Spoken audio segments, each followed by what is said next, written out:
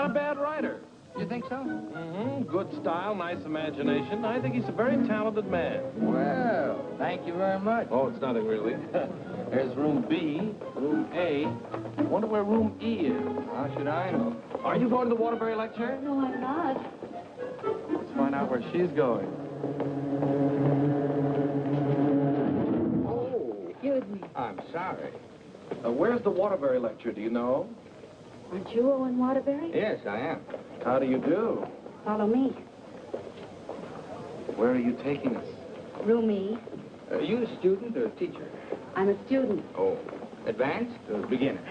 What do I look like? Well, You look very advanced to me.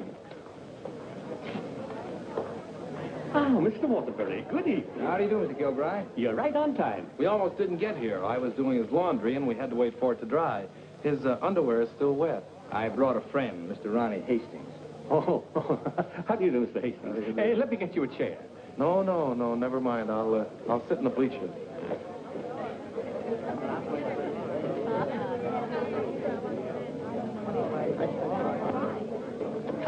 Hello.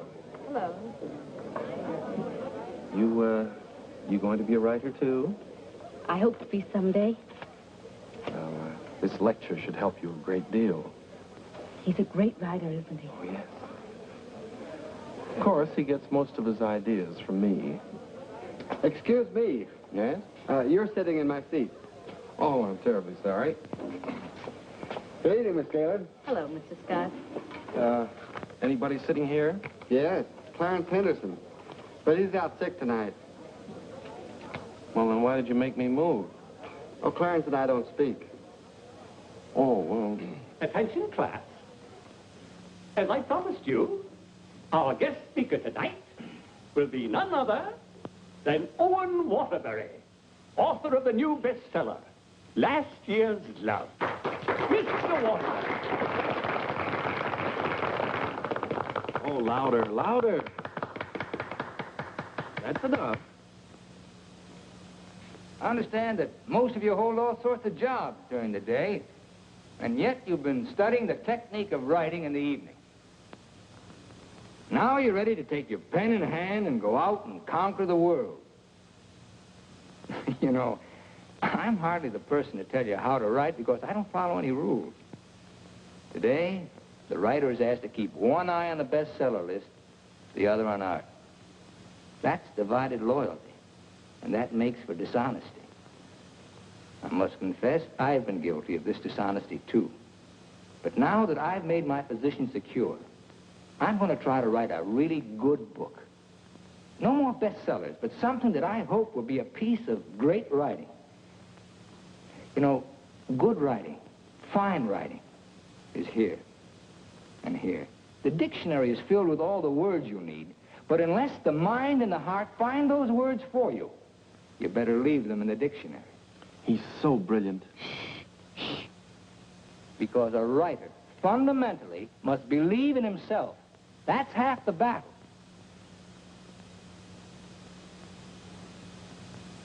I'd like to interrupt my little talk for a moment to say that I'm going to be in a position to help somebody here in this class. Beginning tomorrow, I'm going to need a secretary. I've already placed the request with the University Placement Bureau, and man or woman, whoever qualifies, will get the job. That's very nice of you, Mr. Waterbury. Well, it's not a big job, but the surroundings will be wholesome. And you'll be able to serve your apprenticeship under someone who's already established. Well, so much for that. I remember when I wrote my first novel. It took a lot of work. I starved, lived in a little back room, all the while consoling myself that I was going to be another poet. So you're really going to work for Owen Waterbury? Well, I was offered the job by his personnel manager. I've heard a lot of weird stories about Owen Waterbury. Oh, you hear weird stories about any famous person. Why, last night his talk was actually inspiring. Steve, do you realize you've been here 5 years?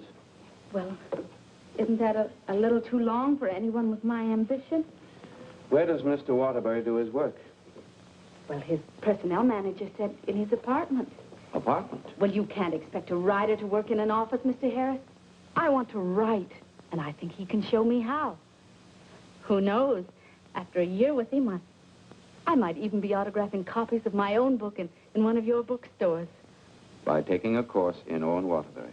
And getting paid for it at the same time. I'm going to miss you, Steve. Oh, no, you won't. After a week, you won't even know I've gone. Not true, but good luck anyway. Well, I could make a big speech, but I think you know how I feel about everything. You've been wonderful to me. I understand. Steve. Yes? Call me sometime, will you? We'd like to know how you're getting on. I'll call you tonight, after I get the job.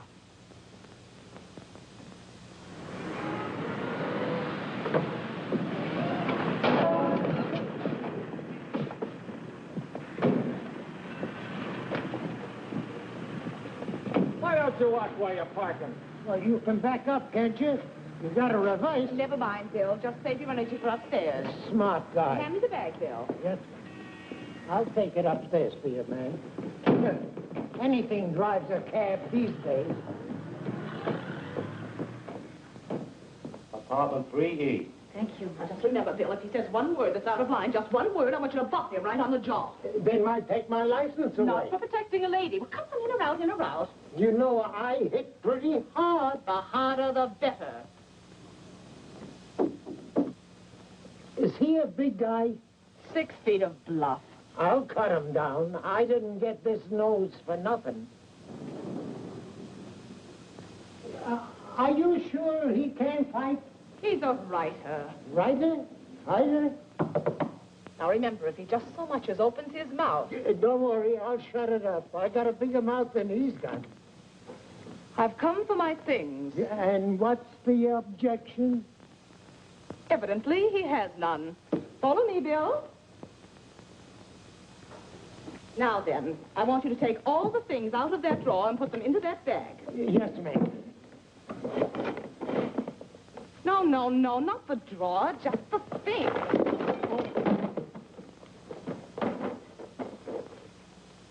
Oh, come in. Come right in. That's right. That's Mr. Waterbury's former secretary. She quit this morning. Won't you sit down? This is my mink. And how? Waterbury gave that to her as a Christmas bonus. My typewriter. Well, that was sort of a New Year's bonus. My aujourd'hui. She brought her own aujourd'hui. My pot. She cooked once in a while. My bourbon. She drank a little. My cigarette box. She smoked, too. My lipstick. Shall we adjourn to the library? Your frankfurters. Goodbye, Mr. Waterbury. Good thing you didn't open your mouth. Thank you. Come along, Bill. Don't bother with your inferiors. And now, miss, what can I do for you? This is your new secretary. Oh, yes, you're from the Kilbride School. Yes, I am. Say, look at that. She knocked over a bottle of ink all over the carpet, and it's going to be hard to get out, too. Oh, would you try cleaning it up, please, Mary? Not me. The landlady says I'm not to clean up any more messes. Just do my regular work and get out of here. Excuse me. Would you like some help? Oh, thank you very much. Say, you're going to work out fine. Here, Ronnie. I'm an expert at this sort of thing. He sure is. He cleans up about 6 of them a month. I'll need a cloth and some rug shampoo. This is the stuff you've been using lately. Here, this is a woman's job. It was a woman who did it. It was an accident. You better not let the landlady see that. She'll add $100 for damages to your rent. That's more than last month. Oh, I got some on my dress. Oh, look, why don't you work on the rug and I'll work on your dress? Why don't you two work on the rug and I'll work on her dress? I'll work on my dress. I'll work on the kitchen. Do you like hot dogs?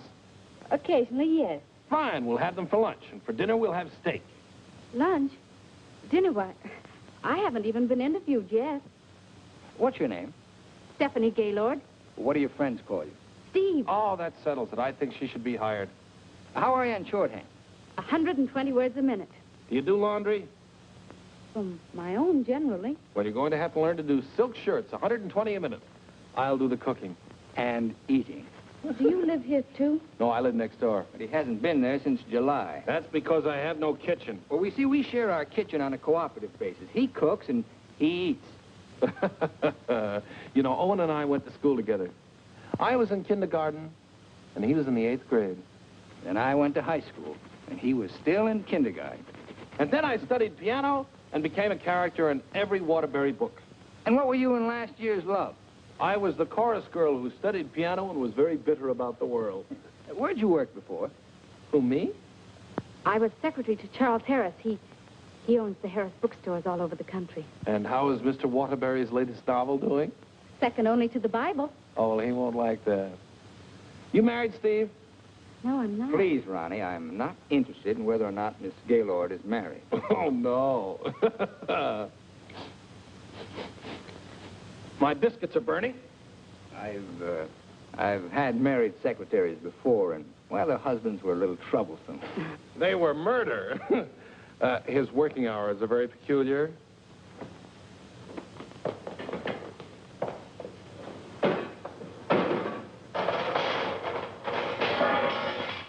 Well, I think we've done a good job.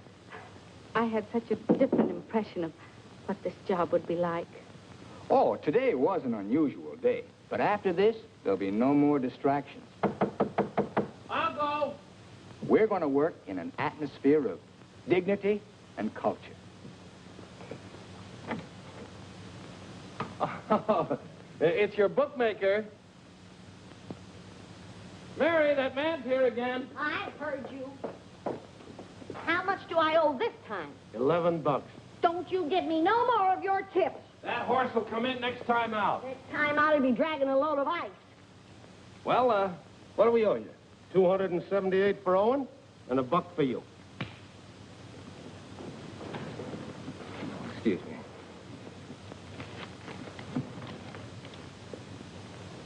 Here you are. I'll have to owe you mine till next week. You want to wager today? Well, I haven't looked them over yet, but I'll give you a call. And no more 50-cent bets. The boss don't like them. Where was I? You were telling me that everything here was dignified and cultural. Oh, yes.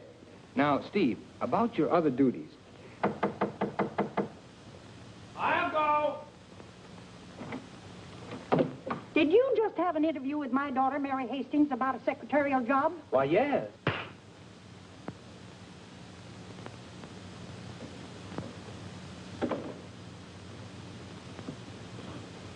I have a message for you. Well, what's the message? Mr. Waterbury, I don't think I want this job. Well, why not? Well, when you spoke at class last evening, everything seemed so refreshing. And when I read your novels, they were filled with such quality and high purpose. And I'm afraid all that's spoiled now, so no harsh words, no hard feelings, just get somebody else. Well, if that's the way you feel, Miss Gaylord. Are you walking out on Owen Waterbury? Don't beg the girl to work for me, Ronnie. Just call the agency and get another girl. Now, you know you don't mean that. We both like this one. Are you going to let me out of here, or do I have to call the police? They're here already. I came for the rent. Mrs. Reeves, I just mailed you a check this morning. Oh, you always do that, knowing full well that I only live downstairs. Any damage this month? Oh, it's been a very, very uneventful month. Oh, the carpet again. Mercy! This fish belongs here. And this duck up here, you throw the whole room out of contour. Mrs. Reeves, if you'll excuse I heard me... some screaming just outside the door. New secretary? Well, yes. You being hired or fired? Miss Gaylord has just been engaged. Oh, too bad, Mr. Waterbury, because something moved in the apartment upstairs would just fill your every requirement. Well, unfortunately, Mrs. Reeves, the job has just been filled. Well, I want you to meet her anyway. Felicia! Coming, Mrs. Reeves.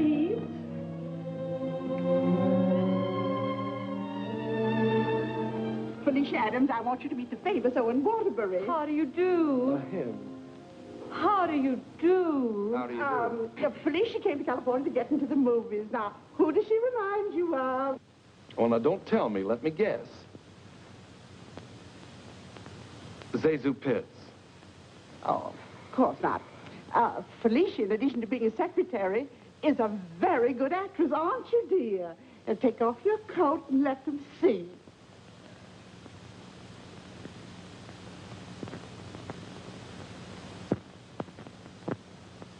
She's got a lot of talent there. I thought you'd think so. I was a model back in Texas, but I came out here for a career. Daddy's financing me. A friend of yours? No, my father. Perhaps Felicia could play the heroine in your next novel when it's made into a movie. She could do that. What's the heroine like? It's a girl from the South. Why, I'm from the South. How perfectly coincidental. She's trying to hook a rich man. She's insincere and a moron. Well, what's worrying you? Well, I'm not so worried about being insincere, but as for being a moron... Now, don't worry about that. You could act like a moron, couldn't you, dear? I could try. Oh, I'm going to dramatic school. Maybe they can teach me to be a moron. If you studied hard enough, yes. It'd take a lot of work. Look, Mrs. Reeves, I haven't even started my novel yet, and it doesn't look as if I'm going to if I'm continually interrupted. Well, we'll leave and let you work. Oh, Ronnie, I'm having a party for 50 guests tonight, and I'm expecting you to entertain for us at 9. Is it informal, or shall I bathe? If you don't care to entertain at my parties, pay your rent. Well, I'm off to the horse show. You haven't got a chance.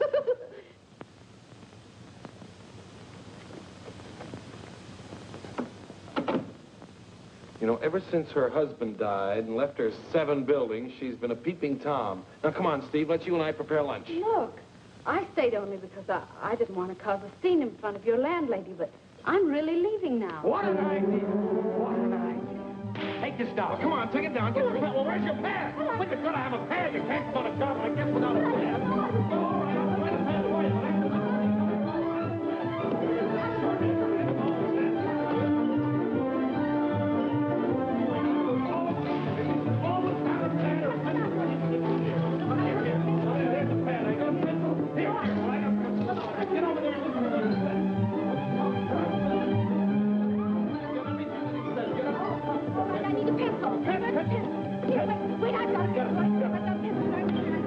All this notes on my new novel. That's all for now. Tomorrow morning at 10 o'clock.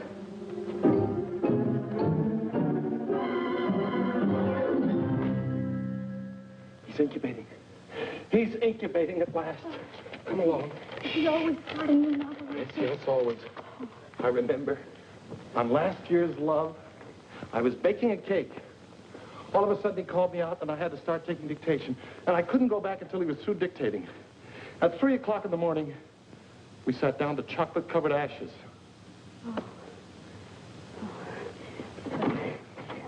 Well, I'll see you at 10 o'clock in the morning.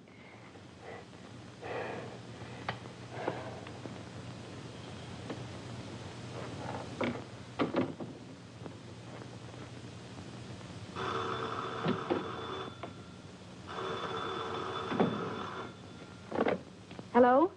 Hello, Steve. I couldn't wait for you to call me, so I'm calling you. How was the job? Well, I have to make an adjustment, you know. It's such an unusual kind of a job.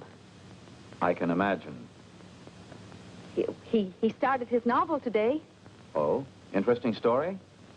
Well, he didn't get very far into it, but I'm sure it's going to be wonderful. He seemed so excited about it. Look, Steve, let's have dinner one night this week. Well, I'll call you the first night I have free.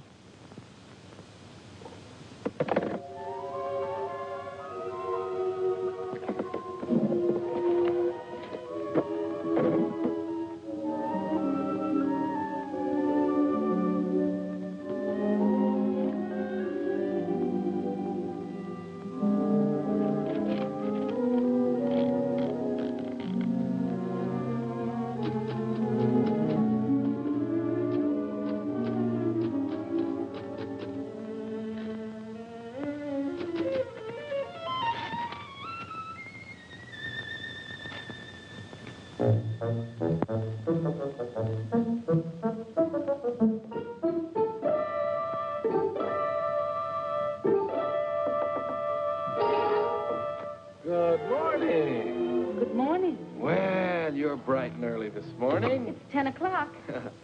Say, did you ever think how you'd look in mink? Well, I see you've got your pad. Keep your pencil poised. The genius is still dressing. I'm making potato pancakes for luncheon. He's in a sour cream mood today. If you need anything ironed, I'll be in the kitchen ironing. Good morning, Steve. Good morning. Right on time. Let's see, where did I leave off yesterday? Notes on my new novel. Yeah. I'll go.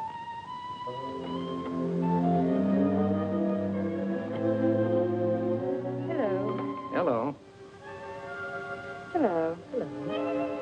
Hello. Hello. Hello.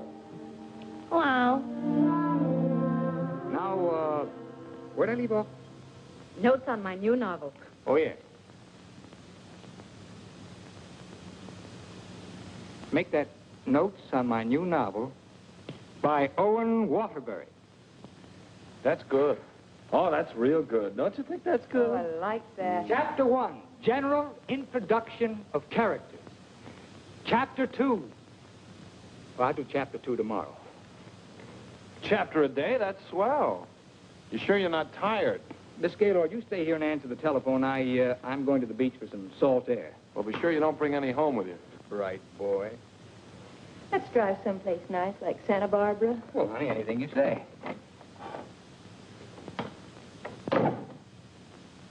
Don't pay any attention to him. He's just trying to make you jealous. Jealous? Well, what makes you think I'm even interested in him? You know, for a secretary who's just been given the day off, you're awfully annoyed. Annoyed? Of course I'm annoyed. I just don't want to sit here doing nothing. I came here to work. I came here to do nothing, and now I'm working. Look, if you get paid for idleness, grab it, you fool. There goes another one.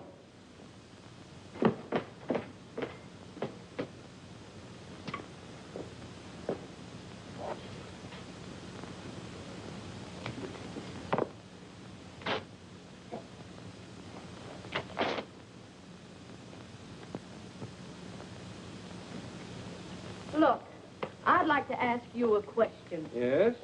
Does Mr. Waterbury intend to write a book? That's a very interesting question. Waterbury's a genius. What do you think he's doing right now? Incubating. Exactly. And whenever he goes through a mood like this, a great book comes out of it. I'll bet he does a lot of writing tonight. Why, honey, you're jealous. Look, I don't even know Mr. Waterbury. At this point, I'm not even sure I want to. Of course not, honey.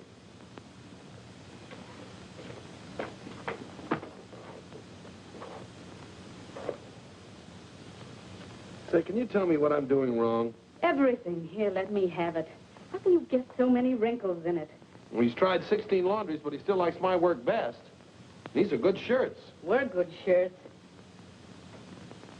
You know, I just thought of something. What? I must be going out of my mind. Why? Well, I went to night school for a whole year to learn to be a writer. And here I am doing a guy's laundry. Oh! It's not done yet.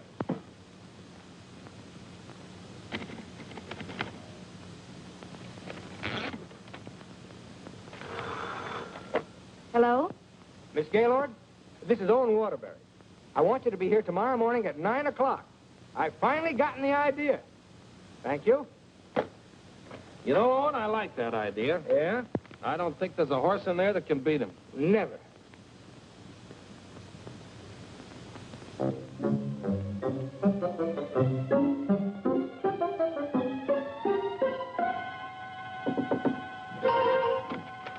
Morning. Morning. Oh, leave your coat on, Steve. The taxi will be here in just a minute. Got a pair for her? Well, she can use mine. Where are we going? To the races. The race. Haven't you ever been? I've never in my life. Swell. Always lucky the first time. Come on. But what about that idea you had last... Oh, that can wait till after the third race. Look, I got a horse in here. Look, Mr. Waterbury, I don't think I ought to go along. Say, are you complaining about being paid to go to the races? Come on!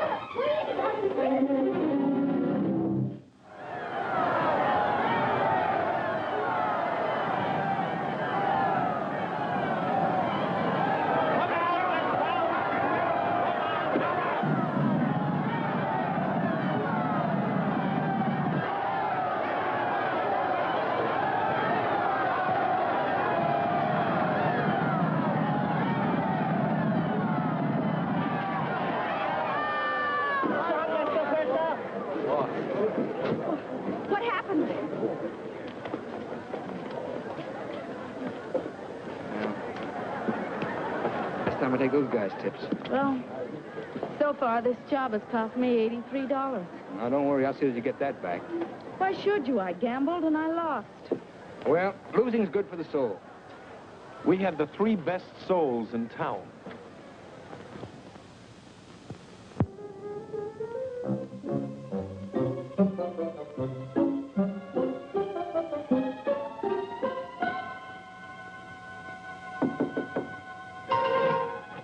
Good morning. Morning. Well, leave your coat on, Steve. The plane leaves in 35 minutes. Plane? Where are you going? Las Vegas and get back your $83. Las Vegas? I can't go to Las Vegas with you. Well, are you objecting to being paid while working? Paid?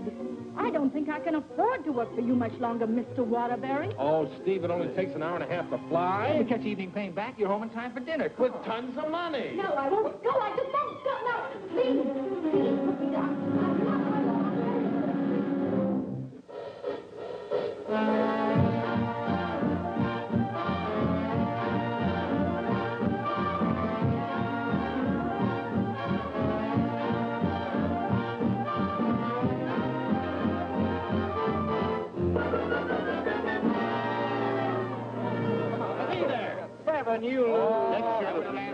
Right here.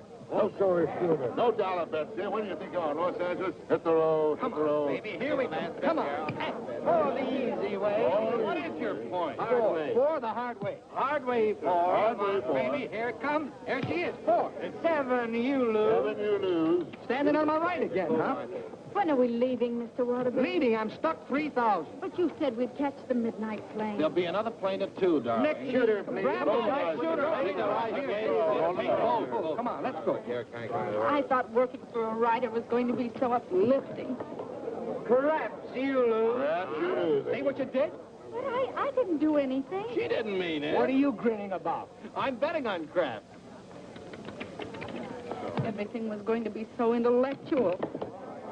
Correct again. Too bad, lady. Are you doing that on purpose? What did I do? You're doing all right, honey. What's her point? Her point is craps. Can't you make anything but craps? I was going to meet only literary people. Craps, Nick. You're my dream girl. Never saw that before. Don't make any more craps, understand? I'll tell him when he comes in. Keep your mind on the dice.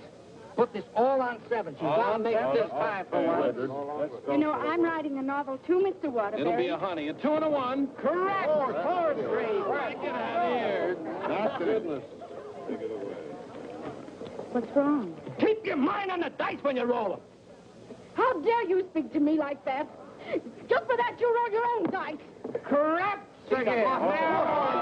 Baby darling, Rich. Come on, bring it in. Over here. Come on, lad. Money. Gaylord. Steve, where are you going? I'm going home, and I never want to see you again. You're a fraud, Mr. Waterbury, a cheap, egotistical fraud, and your whole existence is something I want no part of. I'm sorry I even met you, because you've spoiled something for me. You've spoiled my impression of Owen Waterbury, the writer. Steve, look, you can't go home alone. I'll take you home. Steve, please sit down, will you? I want to talk to you, please. Steve, honestly, this gambling, it's an insidious thing. It changes a person. I'm really terribly sorry. Well, then why don't you put a stop to all of this and get down to work? I guess I'm afraid. Afraid of what? I'm afraid I'm not the great writer I started out to be. Instead, I'm just a commercial hack. Oh, no, you're not. Didn't you see how everyone at the university treated you with awe and respect? Why don't you write another love story? I'd be going backwards. Backwards? Stick to your last. You know the story of the clown who always wanted to play Hamlet? If you keep telling yourself you're a failure, you'll be one. If I try another love story, will you work for me? If you work, I'll work for you. Thank you. I'm poor again. I just switched to 7s.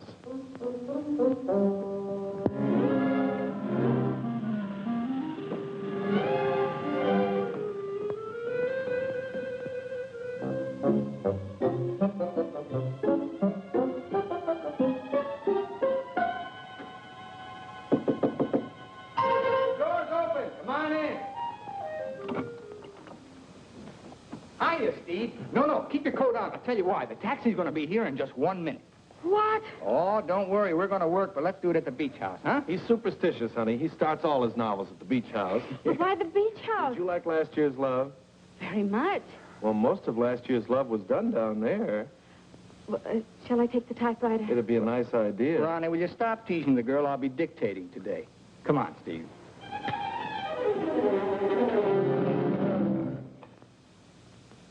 I'll dictate this in outline form, and then I'll polish it up later. Yes, Mr. Waterbury.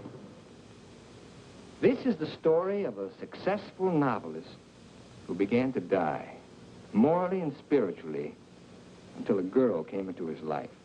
And then the whole world seemed changed. He'd seen her one night while delivering a lecture to a short story class. There were so many faces looming up in front of him, but he saw only one, hers. Wistful, delicate, exquisitely beautiful. Without her knowledge, he arranged to make her his secretary because in that fleeting moment, in that single instant, he knew he was desperately in love with her. One day, he asked her to go to his beach house and work there because he wanted very much to tell her the way he felt, but he lacked the courage. Mr. Waterbury, Miss Gaylord, when I'm working, I don't like to be disturbed. Sorry. Where was I? He wanted very much to tell her how he felt, but he lacked the courage. Oh, yes. Now here she was, seated before him, tender and fragile as a poem. He had looked around a corner to corner, and there she was. Oh.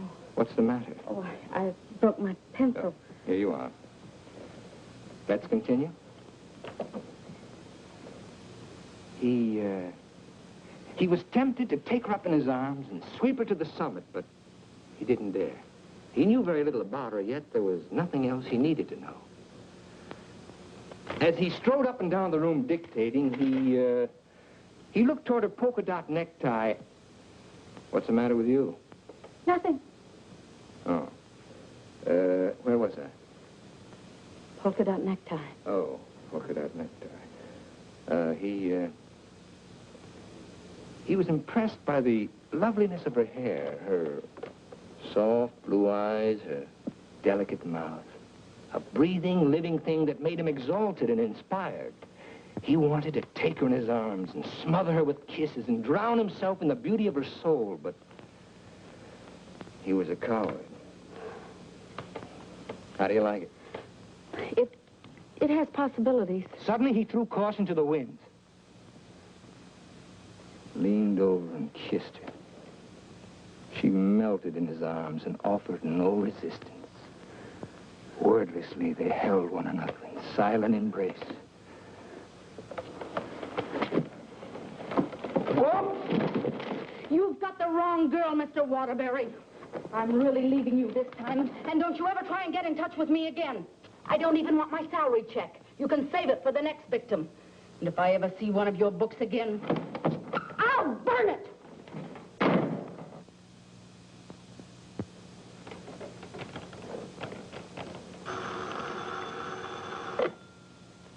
Hello.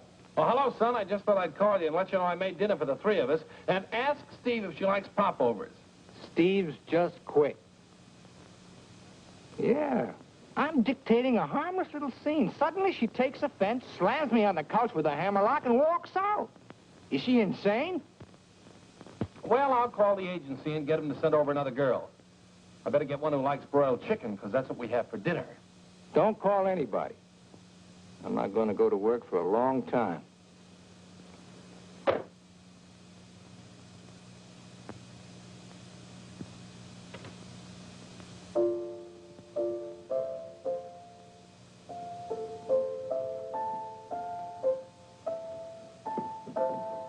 Come on, will you get out of here so I can wash these keys? I'm composing. Composing? I haven't heard a good song out of you yet.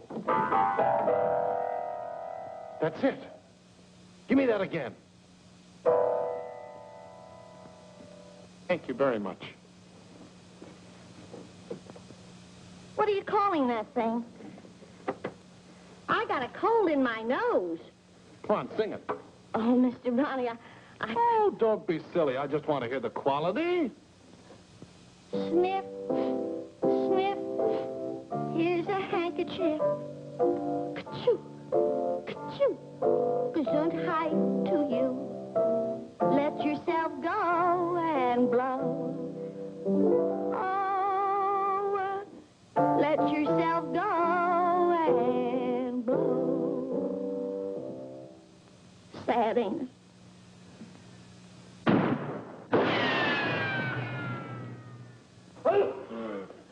I have to have some water. Some water. Water in the kitchen. Well, I can't go in there. The place is on fire. Here, listen to her.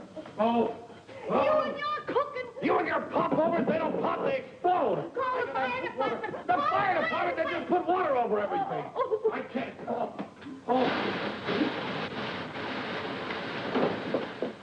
I'm going to tell a landlady on you. Oh, I'm going to tell a landlady on you. Well, I'm not going to clean up this mess. All right, just for that, you won't get a piece of pie. What's in that garbage can? Pie? 30 misses out of 31 tries.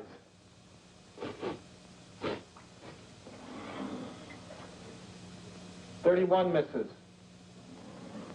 Well, at least the roast chicken's safe. What's that? Roast chicken? How can you pour roast chicken? Well, I had to roast it in the pressure cooker. It melted a little. Oh, he'll have his dinner out tonight. Well, so am I. You don't think I'm going to eat this horrible mess, do you?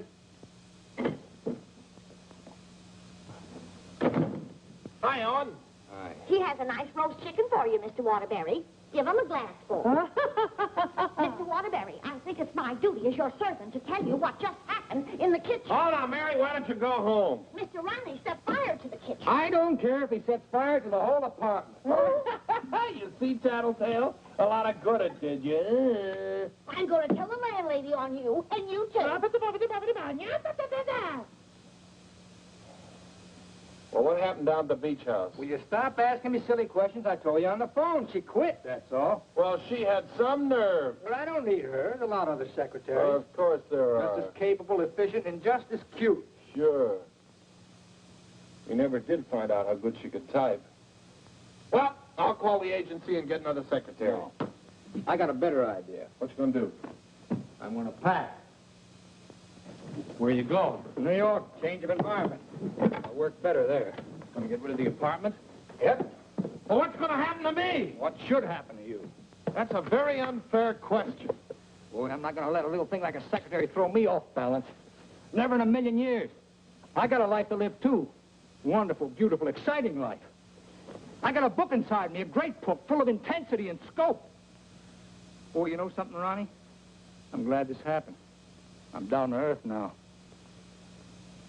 What happened? Well, you can still use it. Elsie called.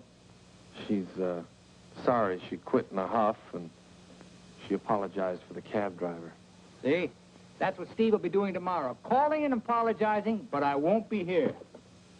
Say, what am I running away for anyway? I'm not afraid of her. That's what I like to hear. That's the real Owen Waterbury. Listen, call Elsie. We'll take her out to dinner. We'll take them all out to dinner, a different one each night. I'll go and change my apron and be right back.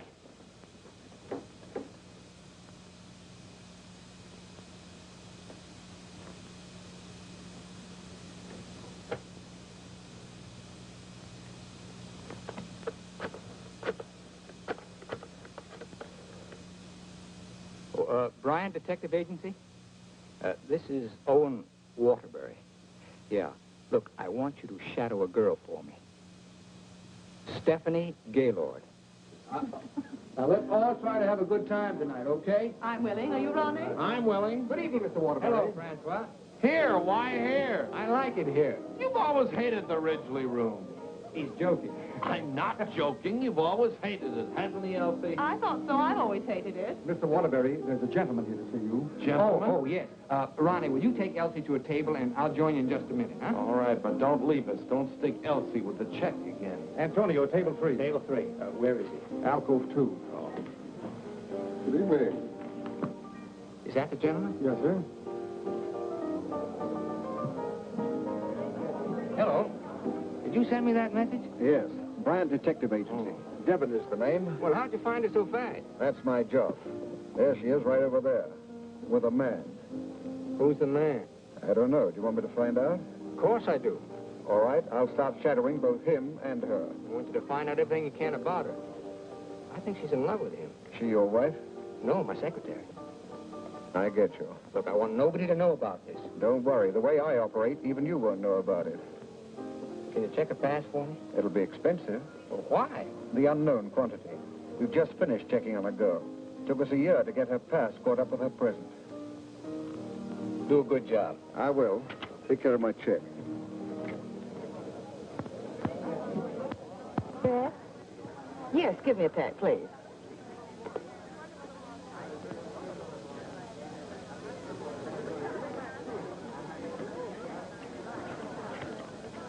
Thank you.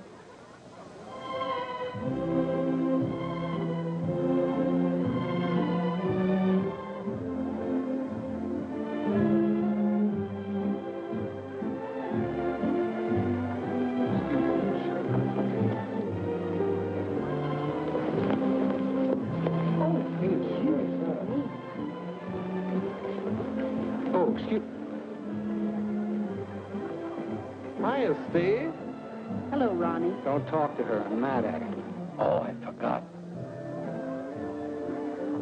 Good evening. Good evening.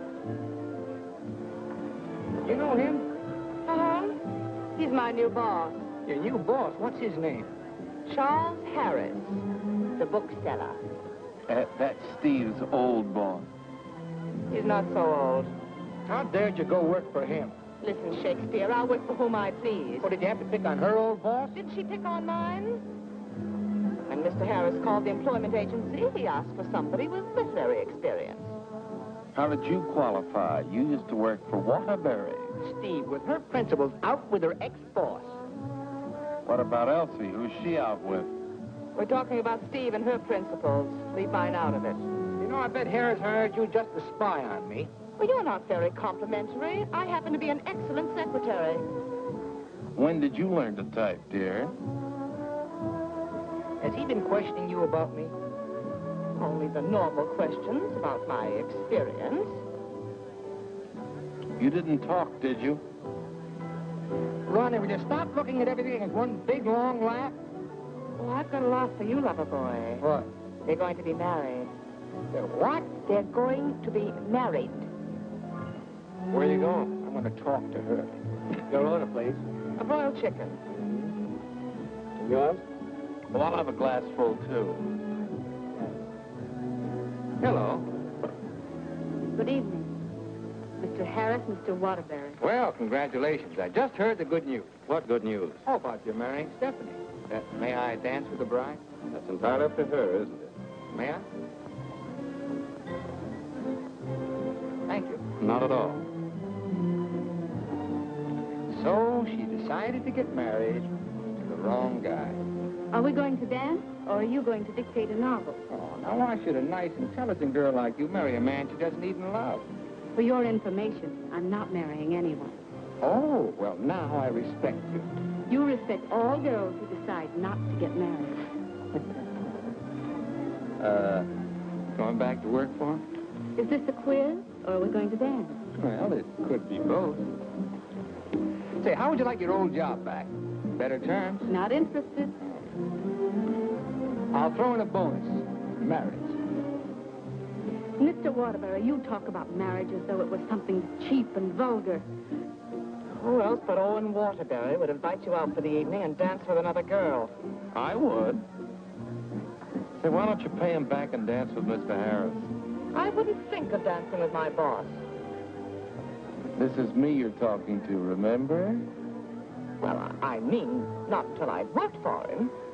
For a few days. Oh, that's a nice sentiment. Steve, you're in my arms at last.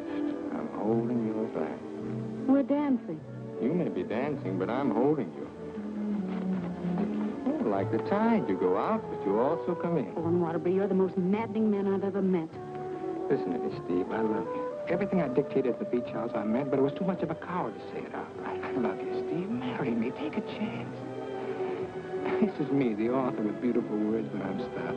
All I can say is, I love you, Mary. Your chicken, madame. And your chicken in the glass, sir.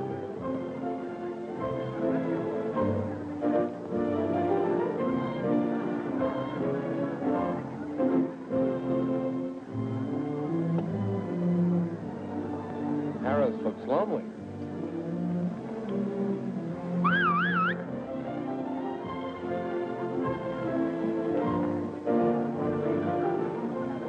Mr. Harris, this is Ronnie Hastings. How do you do? Won't you sit down and have a glass of broiled chicken? Thank you. I think I will.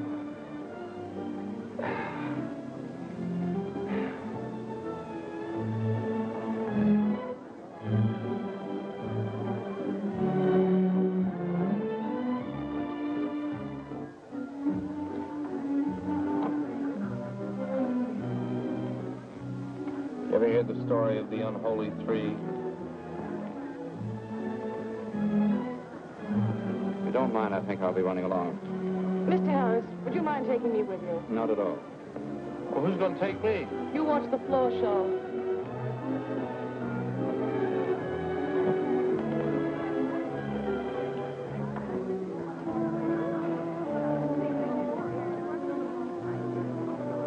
Want to dance? I love it.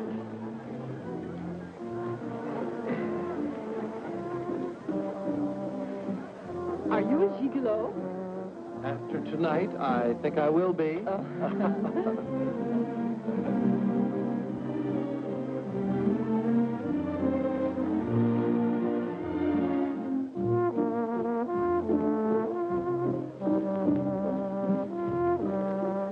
Isn't life strange?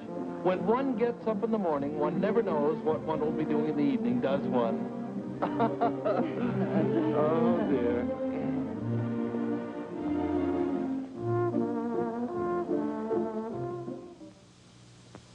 And in addition to the office supplies, please order one Remington electric typewriter for the outer office.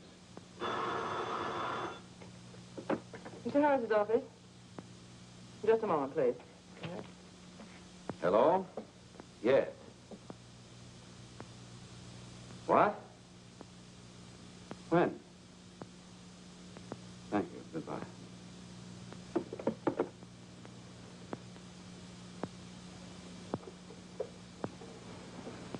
What's the matter? Is anything wrong? Owen Waterbury just married Steve. He didn't. Oh, yes, he did. I never thought she'd marry him. I never thought he'd get married. Well, here we are, honey. Welcome to Honeymoon Manor.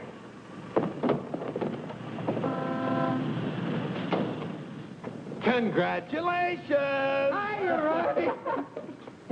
May I be the first to kiss the bride? Or am I the first? I'm not a very wide-awake bride. Honey, let's get some sleep, and then we'll go over to the beach house, huh? How long you been driving? 24 hours. Las Vegas and back. Ow. Hey, whose bags are these? Oh, those are Felicia's. As soon as I told her the news, she decided to move out. It's a good idea. Darling, this is quite a threshold. 3 stories up. Well, we can use the threshold upstairs. Oh, good idea. Hiya, Felicia. Congratulations. You did very well. She certainly did. I'll get you moved in as soon as I get her moved Okay. out. Why don't you try the building next door, dear? Driver, old lady's home. Whoop. Hello, Mary. Oh, I'm so happy for both of you. Well, thank you, Mary. Very sweet. Yes, darling. Hello, darling. Hello, dear. Votre bagage, madame et monsieur?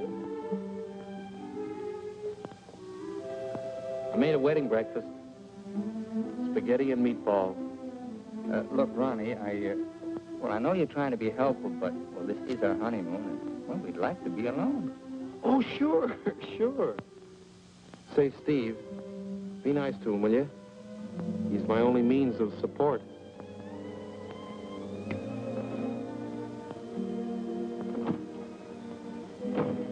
Darling, are you glad you married me? Oh, what a question to ask me now. Well, it was on the spur of the moment, and you do change your mind, so... Darling, I'll never change my mind about you. You're the first nice thing in my life. Could you tell me where is apartment 3E? Who are you looking for? Isn't that the business of the people in apartment 3E? It's the next apartment down the hall, sir.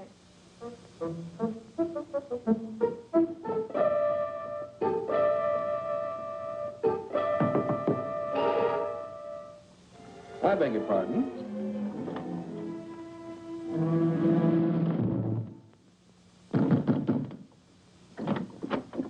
Yes, and what can I do for you? I have a message for Mr. Waterbury. Well, I'm afraid Mr. Waterbury can't be disturbed just now. He's a little busy. My name is Devaney. Will you tell him the woman he's interested in got married?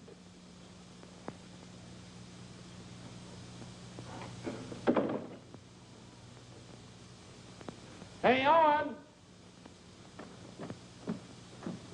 You got a minute? Ronnie, what is it now? There's a fellow was outside, said his name was Debney. He had a message for you. I don't know any Devneys. He said the party you were interested in got married. Well, congratulations. So did I.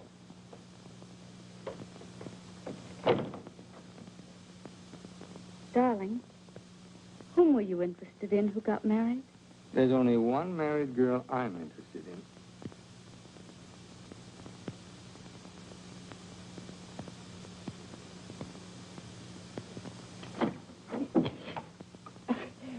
You tell Mr. Waterbury I want to see him right away, and I mean immediately. Owen! Horrible Hannah's here. We call you that affectionately, dear. Now what is it? Oh, excuse me. I didn't know your secretary was working late. They're married. Married? Well, as his wife, she might as well be in on this. Just what can I do for you, Mrs. Reed? I've come for the rent. But I paid you the rent on the first, Mrs. Reeves. I've had to make a new rule, Mr. Waterbury. I don't take bad checks. When'd you make that rule? Since you moved in. Darling, do you happen to have $485 in the bank? I think so. Well, Could you write me out a check till I get this thing straightened out? I can't understand how my account got so low. that $6,000 for the crap game? Oh, yes. And the $2 for the marriage license? One has to live. Thank you, dear. Thank you, Mrs. Waterbury. I never thought I'd ever call anybody Mrs. Waterbury. Oh, well, I'll just walk you down the hall. Oh, thank you, Ronnie. Is this any good? She's loaded. Well, I suppose an explanation is in order. You don't owe me an explanation. Oh, but darling, I want to explain. Oh, excuse me.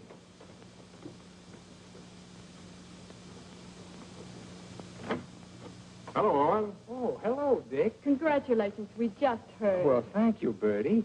Congratulations. Thanks a lot. Oh, darling! Well, won't you come in and sit down? Oh, yes, thanks. Darling, I want you to meet Mr. Fulton, my publisher, and Bertie. This is my wife. How do you do? So nice knowing you. Owen, you're not thinking of a prolonged honeymoon, are you? Oh, no, we're just going down to the beach house, and, well, I thought I'd dictate my honeymoon. Good idea. You know, there's a deadline on that novel. It's got to be made. You know why. Well, I'll have it ready, Dick. I'll count on it. Would you like a drink? No, no, thanks. We're double parked downstairs. Come, dear. How's Ronnie? Oh, still eating. Same old Ronnie. Yes, Bertie's told me about Ronnie. She says that when he dies, he'll ask the crematorium to baste him slowly on both sides. You know Ronnie? Oh, of course. I was once Mr. Waterbury's secretary. Well, thanks an awful lot for coming, Dick. Happy honeymoon. Thank you.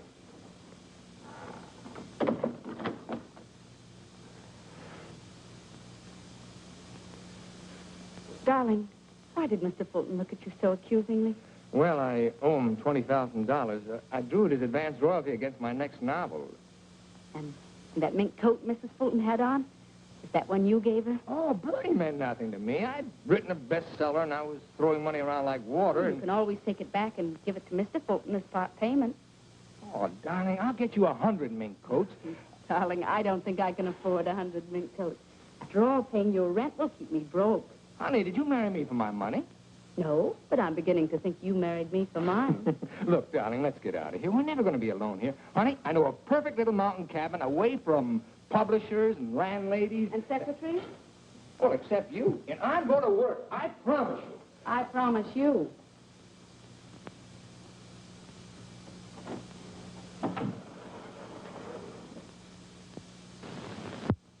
How long did you work on this book, Owen? 4 months. I'm rather proud of this one, Dick. Where's Mrs. Waterbury? Oh, Steve's down at the village getting groceries. She wants to prepare you one of her special dinners. Well, I'm afraid I can't stay for dinner. I have to catch that next train back. Dick, let's drop the suspense. How'd you like the book? I'm going to let you have it right between the eyes, Owen. You don't like it? I hate it.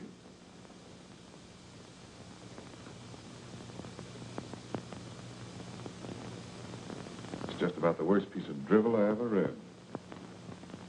If I were to publish this, Owen, it would ruin you. Fortunately, I found another book to use in its place. What's the matter with me, Dick? Am I through? Of course not. Every top-flight novelist has a bad book in him. But how am I going to pay you back your money? Well, don't worry about that.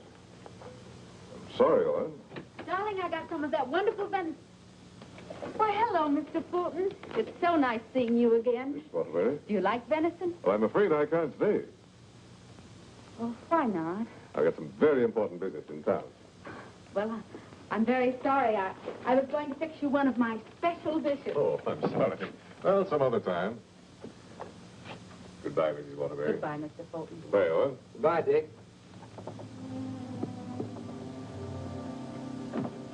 He doesn't like it. No? Do you think he's right? He's always been right. Until he married Bertie. Oh, what's that got to do with it? Well, maybe he's changed. Ever think of that? Maybe he sees you through different eyes. Oh, you talk like a fool. Oh, and let's face it. Your book is now being published by a man who sees his wife in your arms on every page. He thinks that girl in there is Bertie in you. You're a child. Bertie meant nothing to me. He doesn't realize that. And he's still a human being, even if he is a publisher. And he's a man. Let's get away from here tonight. Tonight? Oh, and you blame me, don't you? Oh, not really, Steve.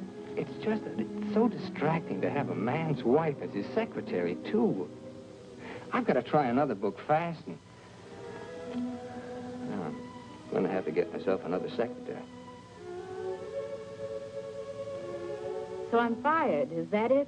Oh, Steve, it'll be better for both of us if I work by myself. It'll give you a chance to work on your own book. I'll make dinner.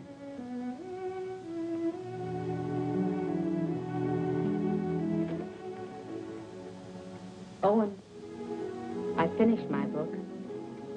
Oh, you did? Well, I'd like to read it. It's been on your dressing room table for 2 weeks. Oh. Well, I'll read it on the train. Don't bother. Oh, you're hurt. No, I'm not. You call and get tickets for the train and send Ronnie a wire to get you a new secretary.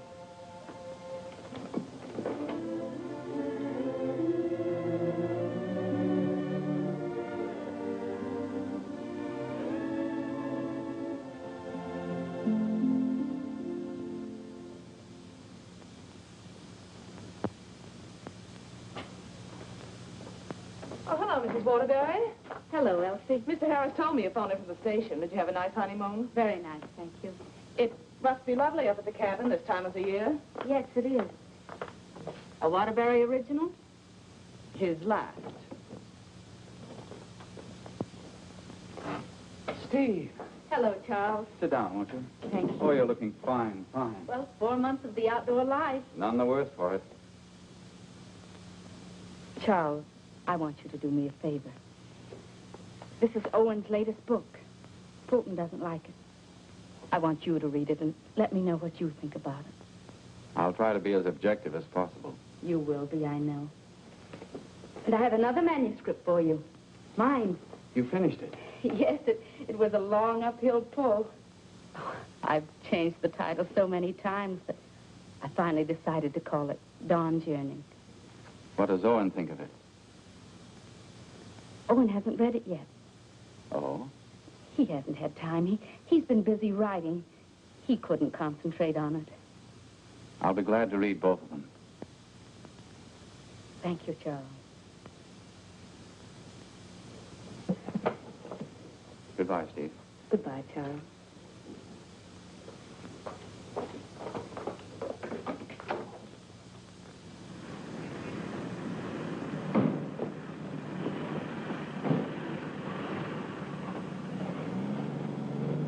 I was on the 3rd floor, but I can't find the Waterbury apartment. Well, here's Mrs. Waterbury.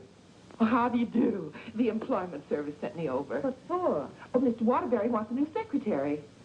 Oh, is that so? Yes. Well, follow me. Oh, thank you. I know it's going to be so exciting working for Mr. Waterbury. Oh, just love it. I know I will. You know, this is such a rush call. I hardly had time to dress. Well, dress beautiful. Oh, thank you so much. You know, I make my own clothes. Oh, really? Yes. Come in. Come right in, Miss... What did you say your name was? Hilda Schneebacker. Miss Schneebacker. Owen, darling, this is your new secretary. How do you do? This is my husband, Owen Waterbury, and this is Ronnie, our next-door neighbor. How do you do? Can I get you something to drink? Oh, have you any beer? Well, I should say we have. And we have pretzels, too. You know, I could just drink a barrel of beer. What did you ask for on the phone? I thought they knew our account. Dope. Oh, don't bother.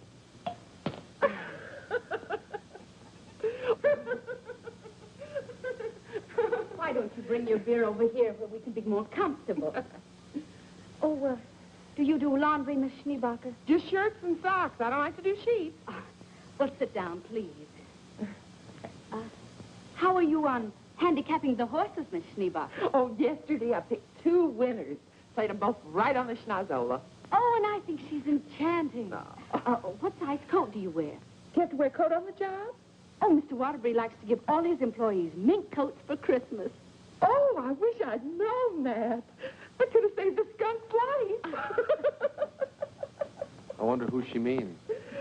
I'm going to love this job. You're all so nuts.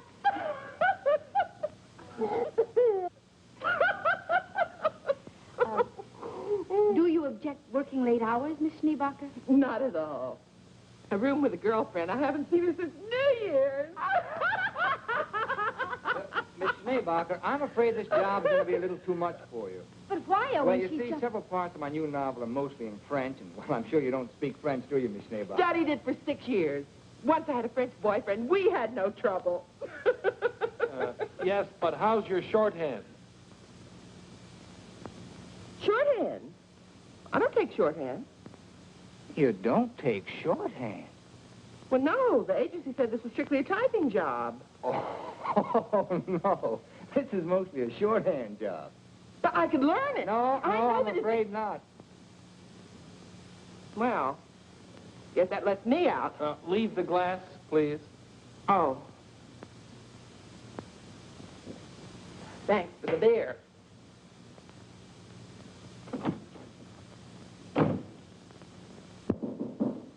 That must be the next one. The next one? I told the agency to keep sending them until we said when.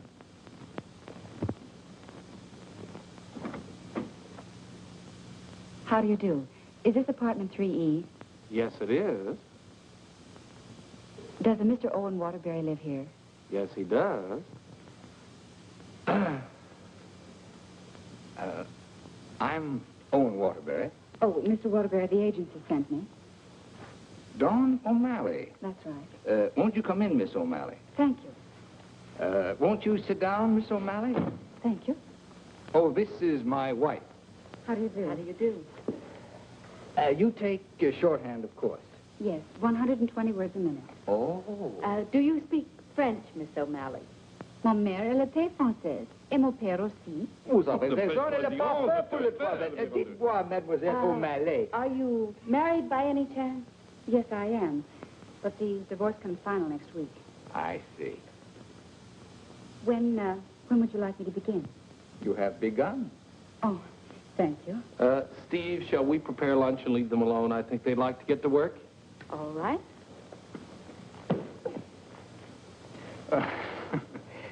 Tell me, did you ever work for a writer before? Yes, once about 3 years ago. But I'd rather not talk about it. Oh, well, why not? Well, he asked me to work late one evening and began getting a little fresh. So I called the police. All I want to do is work. I guess the publicity burned his career. But he deserved it. Don't you agree? Yes, I do. How about lunch, Miss O'Malley? Oh, I've already eaten, thank you. And you, darling? No, thanks. I'll skip lunch today. You will just love living in this building, Mr. Scott. And you'll just love the Waterburys. They're so bohemian. Crude. I'll go. Oh, hello. Hello, Mrs. Waterbury. I want you to meet your new neighbor, Sylvan Scott. He's moving that little bachelor apartment upstairs that Felicia used to have. Yes, I know, Mr. Scott. Hello, Stephanie. How nice. Come in, come now, I want you to meet the important member of the family. This is the great Owen Waterbury. Oh. How do you do, Mr. Waterbury? And How do you do? This is The horrible Ronnie Hastings. Hello. new secretary. Yes, she was just hired and I was just fired. Mr. Scott's a writer, too. My building will be just crawling with them. Yes, Mr. Scott and I went to night school together. We sat next to each other. Mr. Scott used to be a ball player. Just look at those shoulders. And they're not padded either. Well, what do you know? Sylvan writes that wonderful radio program called John's Mother's Lover. John's mother's sweetheart. Oh, yes. Tell me, confidentially, is John's mother going to marry her, sweetheart? No, John's father objects. John has no father. Oh, poor John. Sylvan, you'd better rush upstairs and start to work on that radio program. You mustn't neglect John. Well, I'm in a little trouble. You see, my secretary just got married. Oh, what on earth are you going to do? I don't know. I could help you, Sylvan. You, Stephanie? Yes, you see, I was Mr. Waterbury's secretary before he married me. That's right. You were. The marriage was a bonus. Oh, when could we begin? Why don't you just say, I've begun? Ronnie, dear, would you get me some shorthand books and some pencils? How much do you think you'll be giving me tonight? Why, we may be working most of the night. Oh, that's just ducky. I'm used to working at night. Goodbye, darling. Don't work too hard. I won't. Come on. Oh, thank you, Ronnie. Bye. Well, I seem to have fixed everything up. You certainly have.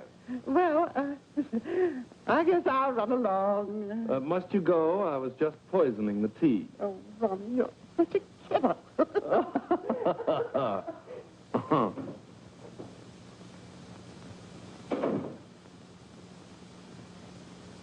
You know, you're going to really like it here, honey child. Watch your hands. I don't tolerate familiarity from anybody, and I mean anybody. I once ruined a man's career, and don't you forget it. Miss O'Malley, you may have the day off. Why don't you make it a year? But I haven't even begun yet. Oh, that's all right. You get paid just the same. Oh, well, all right. What time tomorrow? Oh, any old time. Suit yourself. But I don't understand. Well, how about noon? All right. Thank you.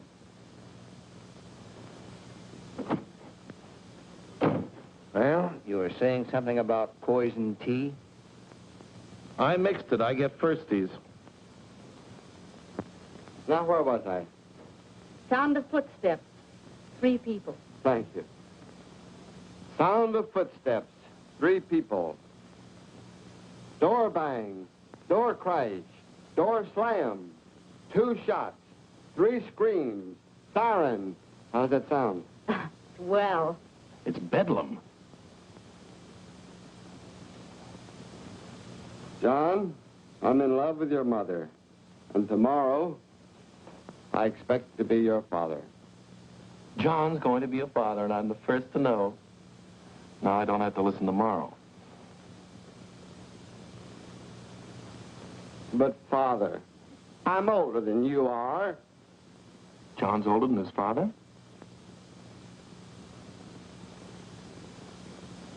What happened? That's what I'd like to know. I don't know. But don't you worry, Miss Waterbury. I'm not going to do anything.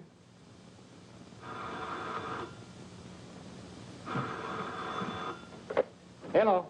Hey, they just turned out the lights. Who's calling? This is Charles Harris speaking. I'm sorry to be calling at such a late hour, but I must talk to her. They just turned out the light. Will you keep quiet? This is her husband.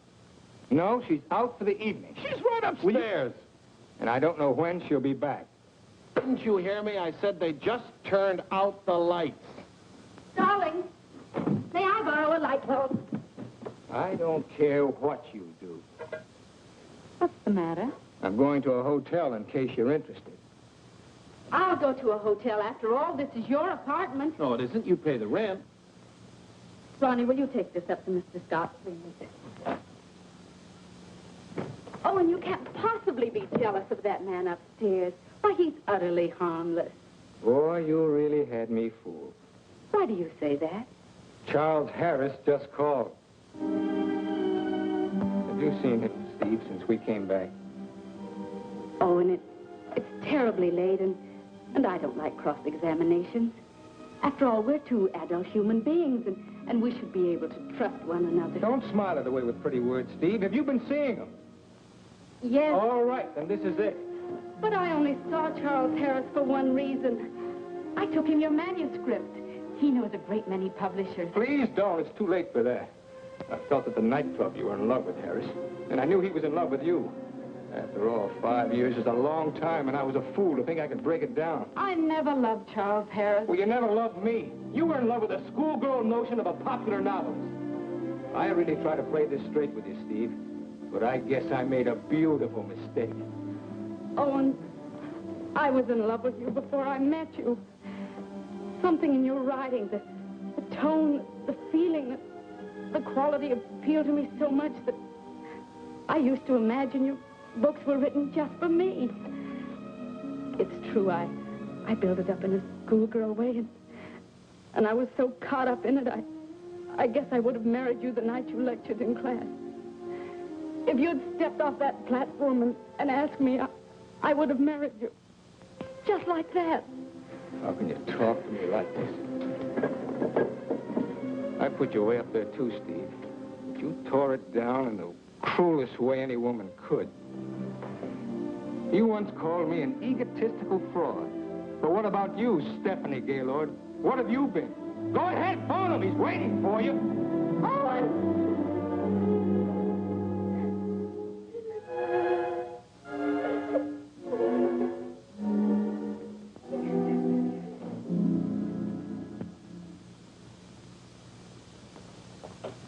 Good morning, Mrs. Waterbury.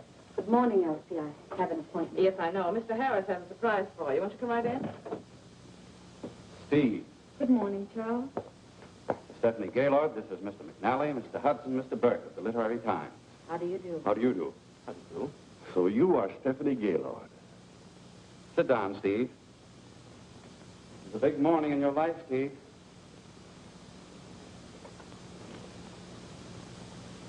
Mr. McNally is head of the publishing house in New York. He flew down this morning. That's why I called you so late last night.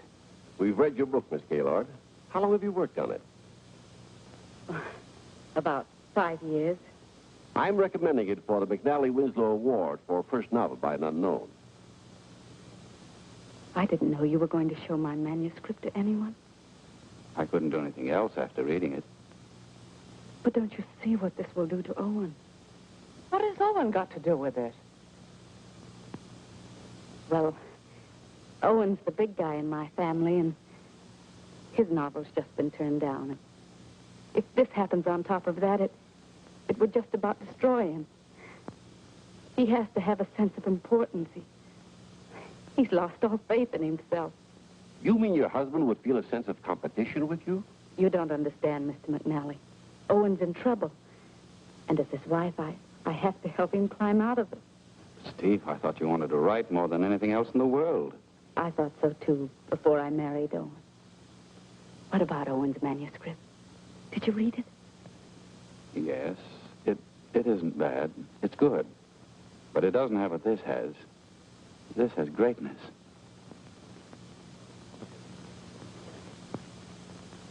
Thank you very much, gentlemen.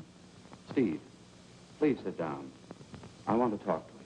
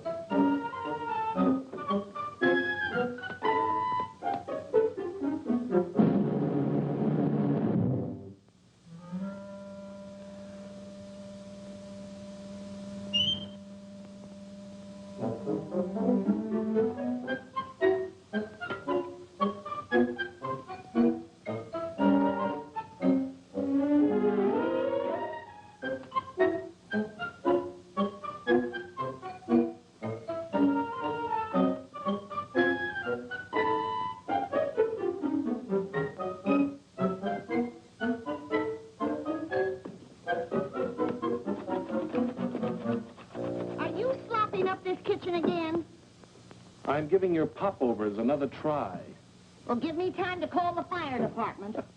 No, Miss O'Malley. That's not the line I gave you. I'm sorry, Mrs. Scott. All right. Let's try it again. Yes, sir. John, Mother, I've changed my mind. I don't like your sweetheart.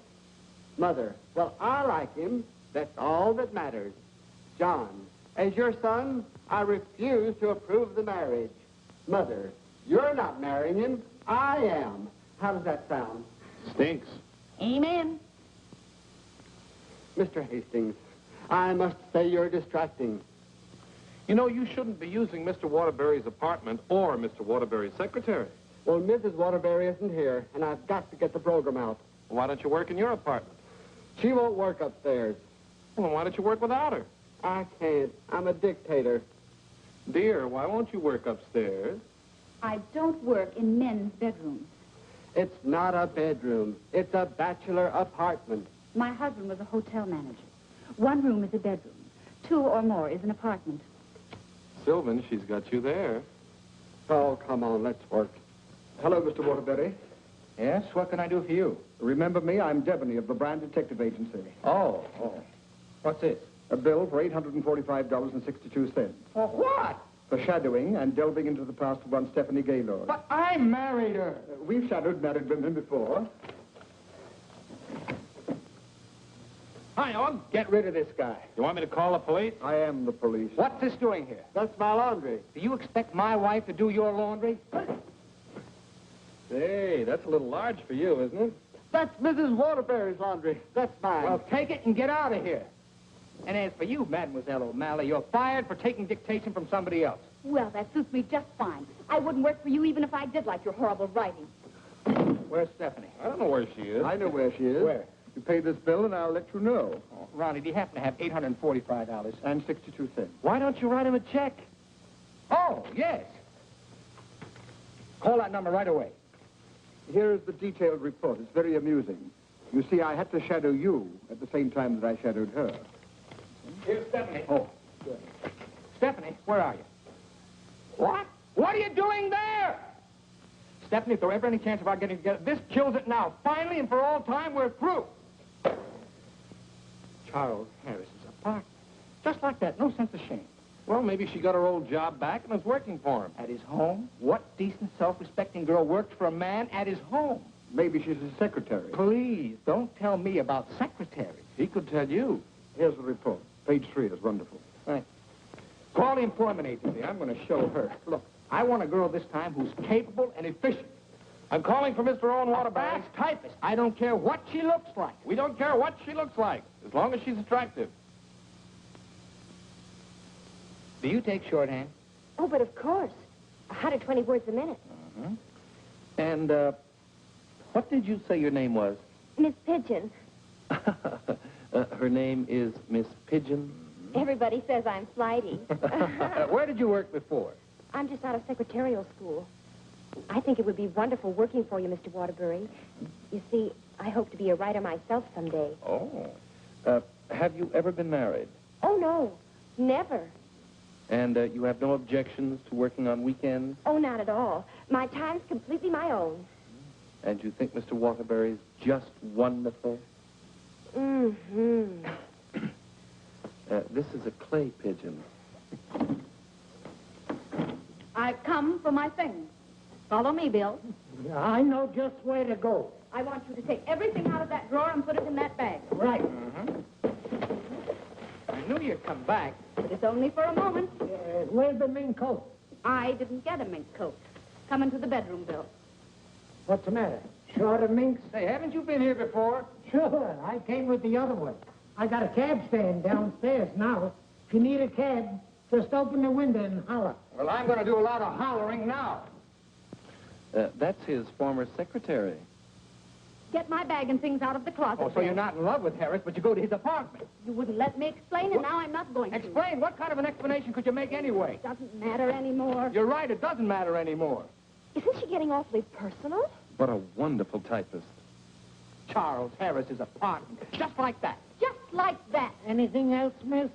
Yes, my picture.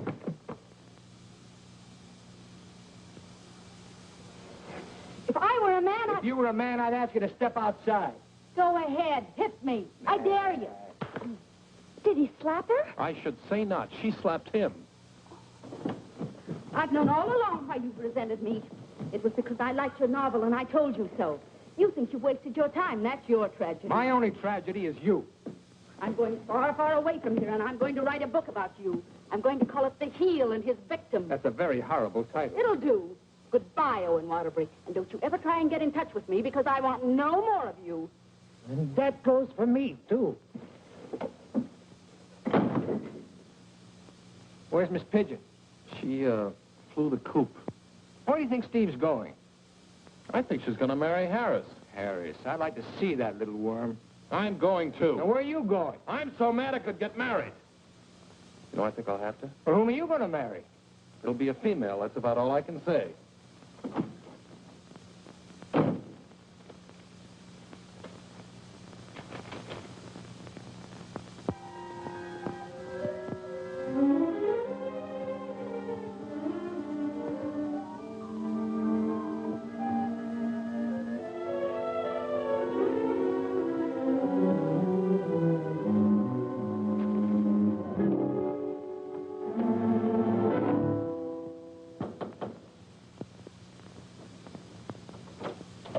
I'd like to see Mr. Harris. Your name? Owen Waterbury. Excuse me, sir. And excuse me. I didn't mean to disturb you and my secretary. Your former secretary. Oh, I didn't know you were in the middle of dictation. Your sarcasm is quite uncalled for. Of course, I don't have to tell you what I think of a man who behaves this way with a secretary. You keep out of this, Elsie. Look, Charles and I are going to be married. Congratulations. What? Just where does that leave my wife? How do you suppose she's going to feel about this? She's in love with you, you know. You never deserved to find a girl with Stephanie anyway. You know, Harris, I've always wanted to tell you that I really think you're a crude person. Your motives are very obvious. You've given me a lot of grief ever since I married Stephanie, and I came up here to tan your hide. So put up your hands and defend yourself like a man. Oh, you can't nobody's hide. Oh, listen to me, you fool. Why do you think Stephanie came up here in the first place? Because she wrote a novel and Harris wanted to have it published. But she didn't want that. She was afraid it would hurt your vanity and wreck your marriage. She wanted him to help you instead. Oh, look, I've read your last book, the one Fulton turned down. It's grand, it's exciting, it's wonderful. Fulton's wrong. He's just jealous because of Bertie, and it's all your own fault, Mr. Great Guy. You know, someday Stephanie's going to be a better writer than you are. That's my opinion, and you've always valued it. Here, Stephanie's novel. Read that and really get jealous. You know, you're not going to get her back. She's gone away, and it serves you right. I hope I kicked a little sense into you, but I doubt it. Goodbye, Mr. Waterbury.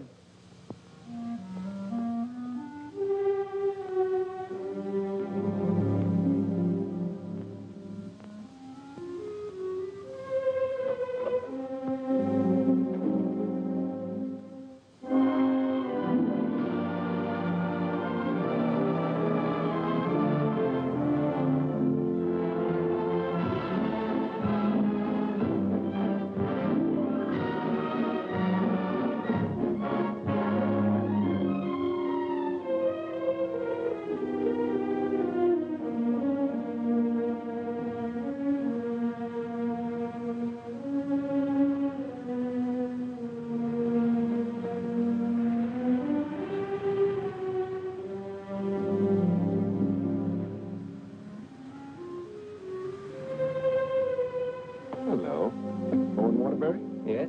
I've got to serve you with these papers. What for? Suit for divorce from Mrs. Waterbury. Thanks.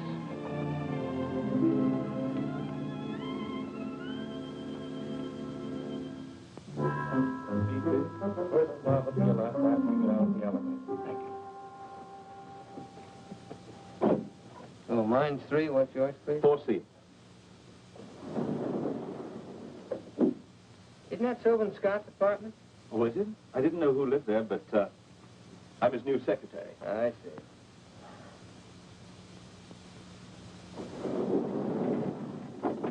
Good luck.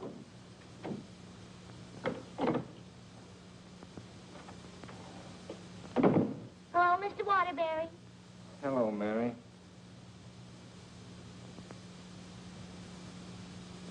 You want a drink? Well, I guess so. Mary, did you see Ronnie around? Well, I haven't seen Mr. Ronnie in about 3 days. But I heard Telly got married. Married?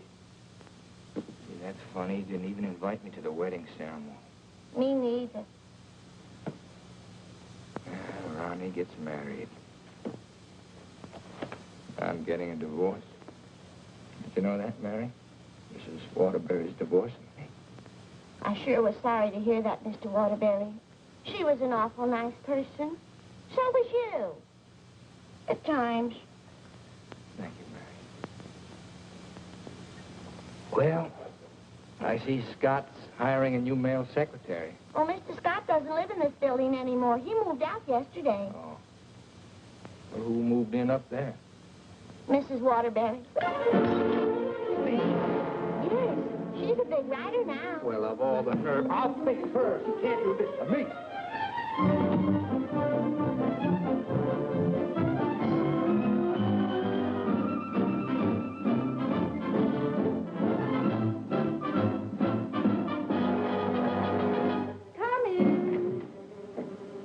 Yes, what can I do for you? Out. I said get out. But I don't understand. Don't you listen to him. This is my wife. You're his wife? I'm trying very desperately not to be. Didn't you get the divorce papers today? You're still my wife until the final decree, and that takes a whole year. Are you still here? I said get out. Mr. Simpson, you come back here tomorrow morning at 9 o'clock. You'll come back here never. If I find you here again, I'll throw you out on your ear.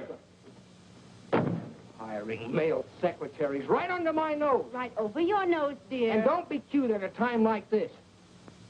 Why'd you take this apartment anyway? Because it was the only one I could find, and Mrs. Reeves was kind enough to let me have it. Oh, sure, sure. I thought you'd think I was chasing you, Owen Waterbury. But my living here need cause us no embarrassment. We can be friends, meet in the hallway, and exchange polite little hellos. I exchanged polite little hellos with your friend Harris recently. Elsie was there. You told me all about your book. Oh, you didn't want to have it published because of what it might do to me. Silly. I mean, do you think I look upon you as a competitor? Don't you think I can compete with you, Mr. Waterbury? I read your book last night. Kept me up most of the night. You want to know something? Yes. You're better than I am. But don't tell anybody because I'll deny it. Now, you listen to me, Mr. Owen Waterbury. I'm a human being, too, and I have certain rights and privileges. I had an idea for a book, and you made me lose a very good secretary. Well, look, why don't you dictate it to me? You? Sure, I can take shorthand. Owen Waterbury. Look, you want to know a secret? What? I'm a better secretary than you are. Oh. All right, prove it. Get the shorthand book and pencil. Okay. And I don't want to hear another word about our personal problems until I get this down. Let's call this Notes on My New Novel by Stephanie Gaylor. This will be the story of a girl who became secretary to a very egotistical man who thought he knew everything there was to know about writing. Oh, now, wait a minute, Please, please, you're interrupting my train of thought. He was attractive. In an ugly sort of way. Thanks a million. Will you please stop interrupting me? But he was filled with childish frustrations and complexes which she, in her silly way, tried to cure. Now, wait a minute, Steve. I'm not going to sit here and take down this... Listen, this is my new book. Until she suddenly discovered he didn't need a wife. He needed a psychiatrist. A psychiatrist? That does it. Now I'm insane, am I? Okay. But if you publish that book, I'll sue you. You just go ahead and sue me if you think I'm afraid.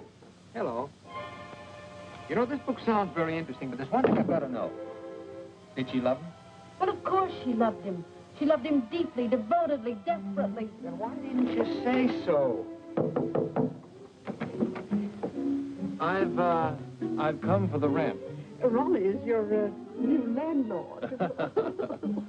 Oh, no, that vase belongs up there. And this belongs here. And this belongs here. Oh, Ronnie, do.